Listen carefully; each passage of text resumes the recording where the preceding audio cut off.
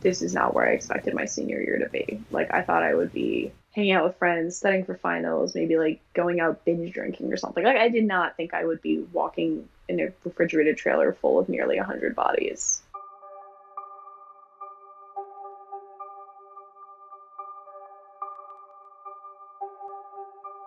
This is truck number 1. This truck is a nightmare. We try our best to make sure that no bodies go in there.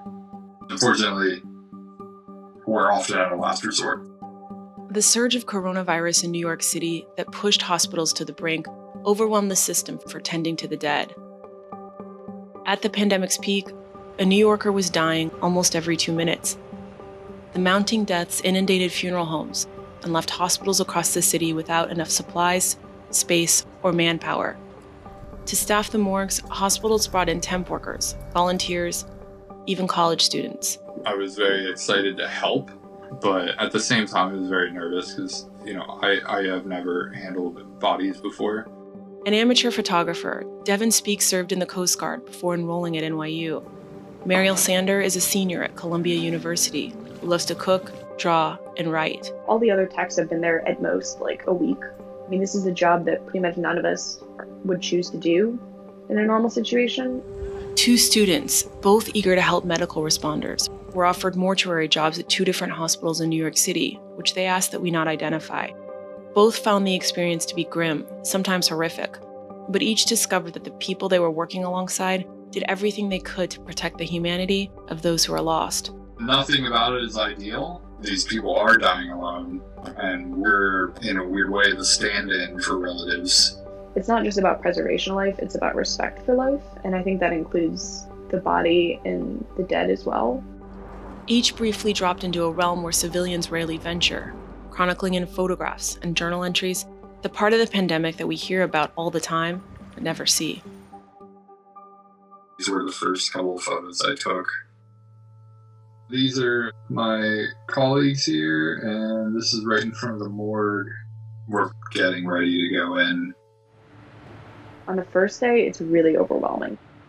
I get there, I meet my supervisor, and she's this really sweet woman, but on the door there's this piece of paper and it says like RIP to whoever, and I find out it's one of their colleagues in the management office who passed away the previous week from COVID. That was immediately kind of a reality check. This is like as soon as you walk into the main morgue, it's gurney to gurney to gurney. You cannot walk in because the entire walk-in fridge is packed. You can see it's just Tetris in there. So the normal capacity of the morgue is like 13 to 15 people. When I got there, it was 88. We have around 200 now. I have photos of us having to literally get up on gurneys and walk across gurneys because they're just wall to wall. It has gotten to the point sometimes too where we have to fit 2 bodies on one stretcher, and that's when the dropping bodies thing happened my first day. I was working with a tech who had started the week before. We were moving a body and he kept telling me to do things I didn't know how to do yet, and the body slipped and fell face first on the ground. There was just like this awful sound, and the body bag broke and it started leaking fluid. I was just like, oh my God, what's happening? I'm not qualified for this. It's just a logistical nightmare. I think everyone's trying to do their best. I wouldn't blame anyone really. A supervisor came up and made it super clear this is not the norm, this is not what should be happening. For the most part, like, people really do treat the bodies with a lot of respect, but I guess it definitely made clear how rushed everything has been. That narrow hallway back there is where we lined gurneys up. We would transfer as many bodies as we could out of the morgue to make more space. This is the loading dock right to the left. We're transferring these bodies into the trucks. This is the most problematic of the trucks. It has no shelving, unlike the other 2 trucks. The air conditioning in this truck is a joke, and this truck has always smelled. I feel like I'm still at a point where I'm adjusting, and this all seems very strange to me, and I haven't quite figured out how I think about a body versus a person versus a patient. I actually remember this one. This body is wrapped up in a sheet. The feet there are just taped up in a garbage bag. We ran out of body bags, at least the durable ones. Half the bags are torn. The other half just aren't in bags. These bodies are just wrapped in sheets. They did get an order a couple days ago. Pretty much spent the entire day transferring bodies.